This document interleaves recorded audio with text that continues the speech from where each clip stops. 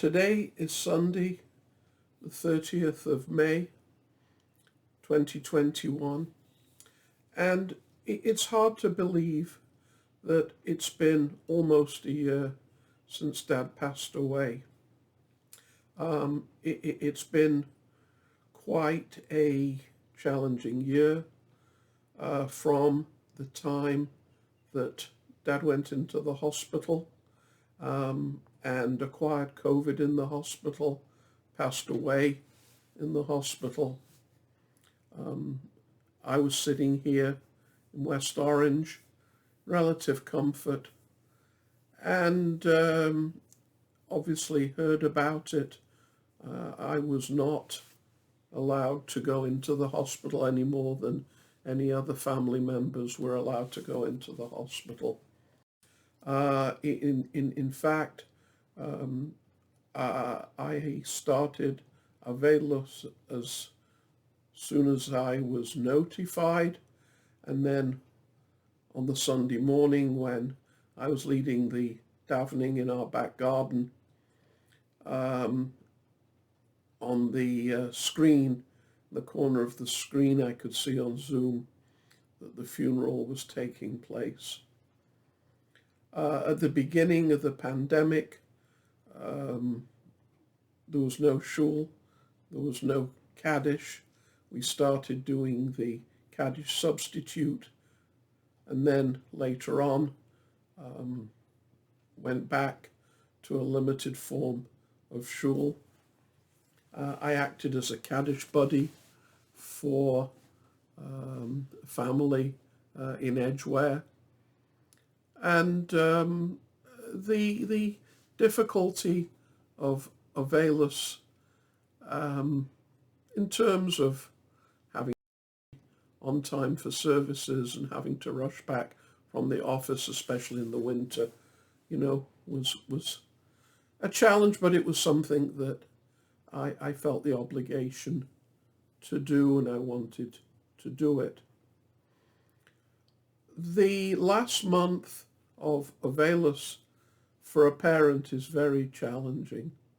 I think it's very confusing in that you don't say Kaddish, but you're still obligated to go to shul. You're still obligated. Still, it's a good trait to lead the services if you're so invited. But to stand at the front while others are saying Kaddish and people are wondering why you are leading the services and not saying Kaddish yourself is sometimes more of a strain than just simply going there and saying Kaddish. I don't see this as a winding down. The reason that's cited for this is that the maximum time that you can, that a neshama can be punished, as it were, after death is 12 months, and so that we say that the deceased is not worthy of that degree of punishment, and so only needs 11 months of prayer and support to get where it needs to go.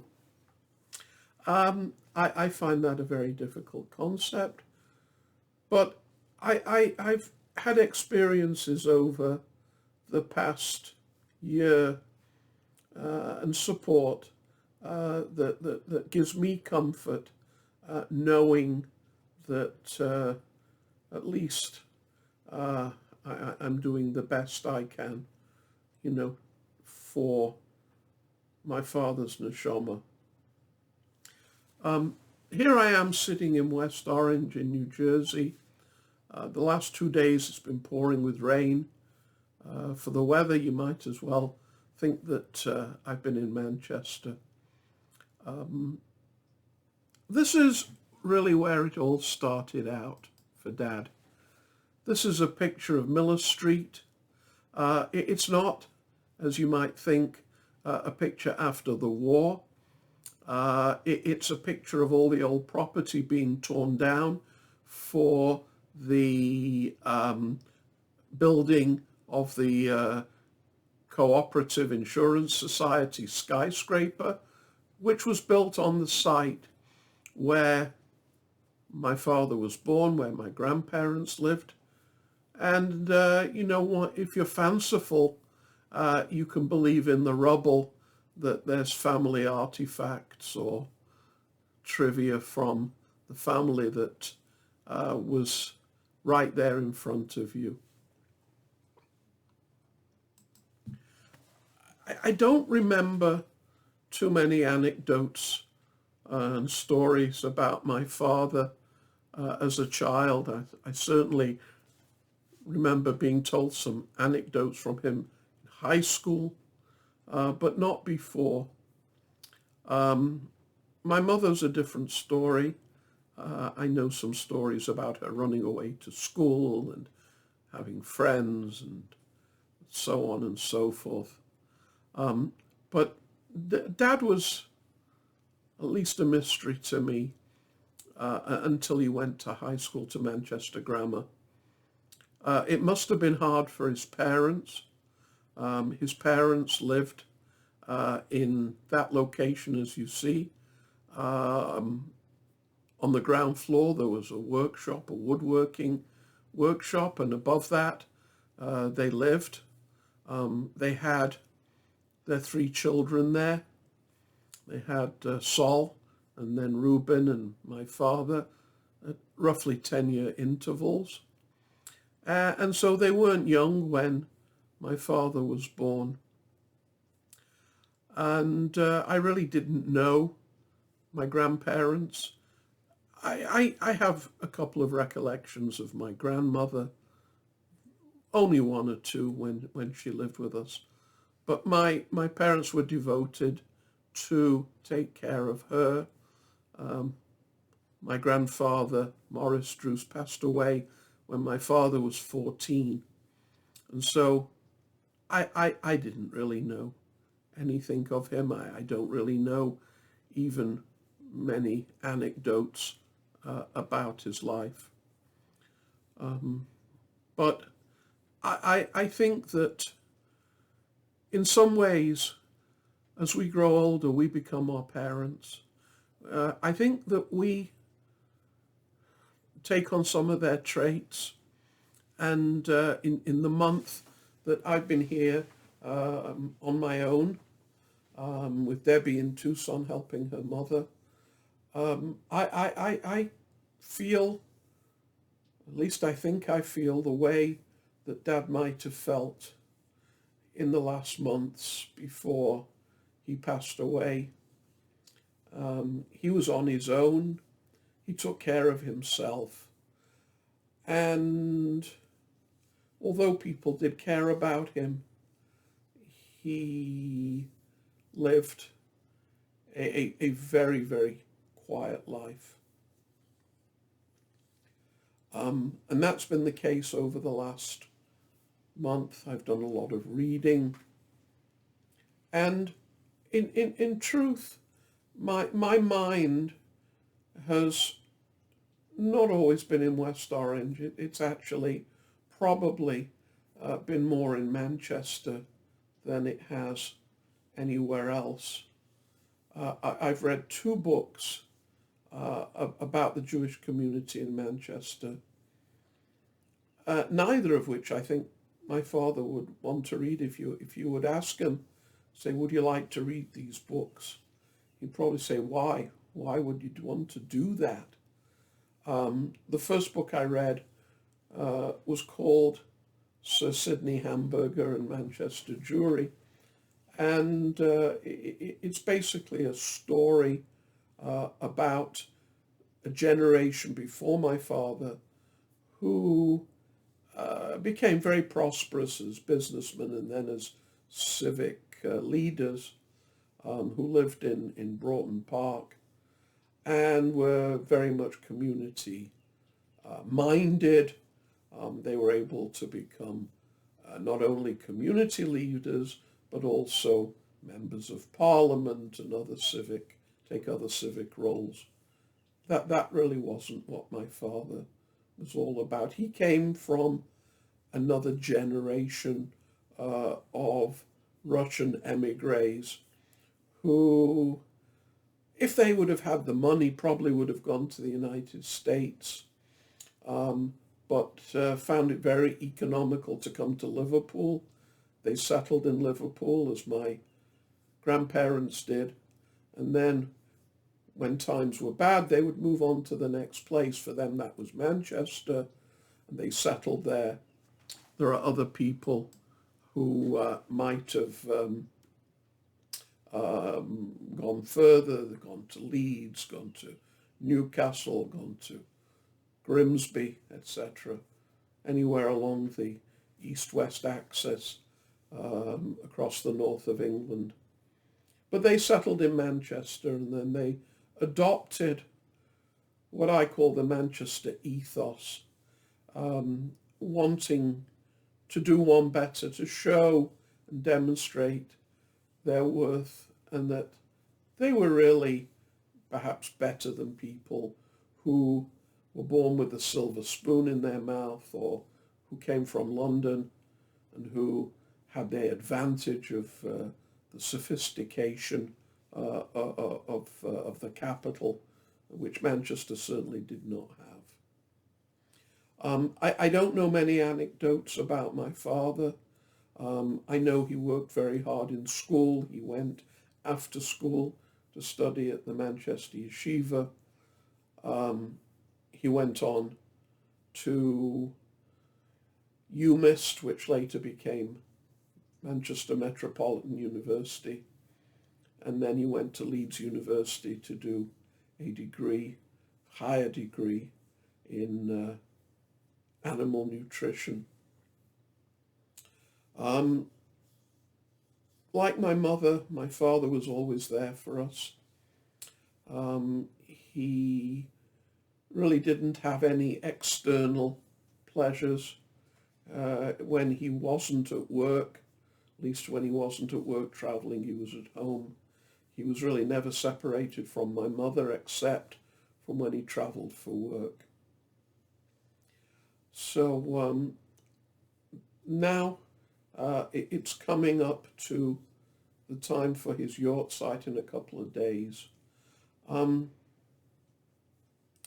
I think he would have appreciated what I did for him in Avelis. I was reasonably conscientious.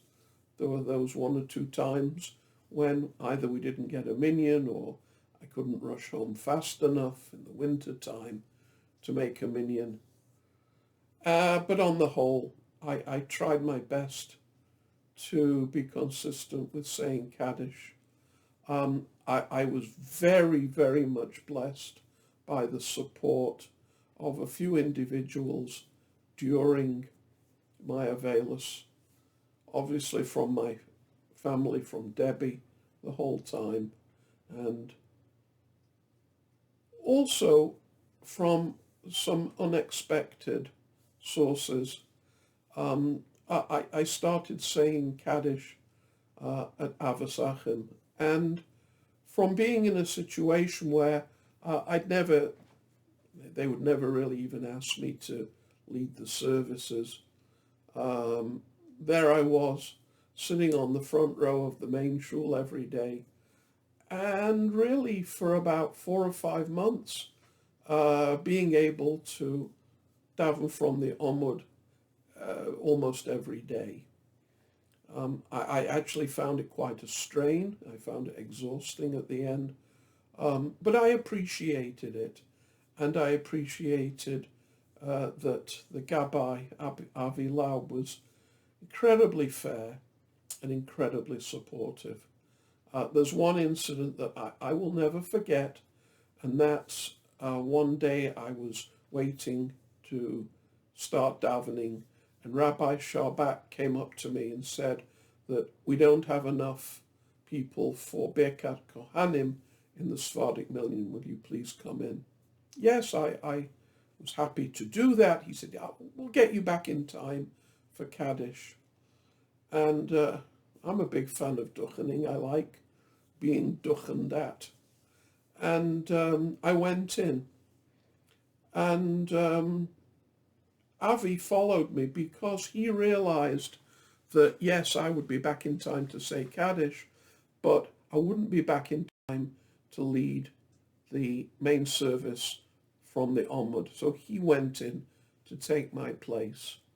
That small gesture and thoughtfulness is something that just will remain with me for a long time. I also appreciate the support I got from Rabbi Abenson from Cheetham Hebrew Congregation. I've tried to keep in touch with people from Manchester. I periodically will call Bernard Stone, who is the president of the Cheetham Hebrew Congregation. I would speak in the beginning to Rabbi Kay, who was the Jewish chaplain at Crumpsall Hospital, who's the only person who could go in and help Dad until the very end, and who was with him at the very end, the last day. Rabbi Abenson really had a sensitivity, had an affection for Dad and a sensitivity. He had this little video of Dad playing with a little musical dog. And he saved that to send to me for the last day of Shloshim. That was very special. And there were those times occasionally on a Shabbat, Erev Shabbat on a Friday, that I would just send a WhatsApp saying, Good Shabbos, Shabbat Shalom, and he'd send me a little video from Broughton Park or wherever, or from the shul, which I was very touched by receiving that. So there's a lot more one can say. There are a lot more people who, during the time, have been supportive during this year. It's been a very, very strange year. I've been a Kaddish buddy for a family in Edgware. I've had other people in mind when I've said Kaddish. We've been through the holidays in different forms, either at the beginning at home because of the pandemic, or later in the parking lot. A lot of services, a lot of time outdoors in the parking lot, and then followed by very limited services inside. We're now getting back, as of last Friday, to a mask-free existence. It's very hard to adapt to that after so long. But this is the end of the year. So I'm going to stop now and reflect on a challenging year, and hope that I can take out of it positive messages and positive actions that will really build on the goals that both Mom and Dad had for me and for Marilyn, and for our family, and for the wider family, for the children, the grandchildren.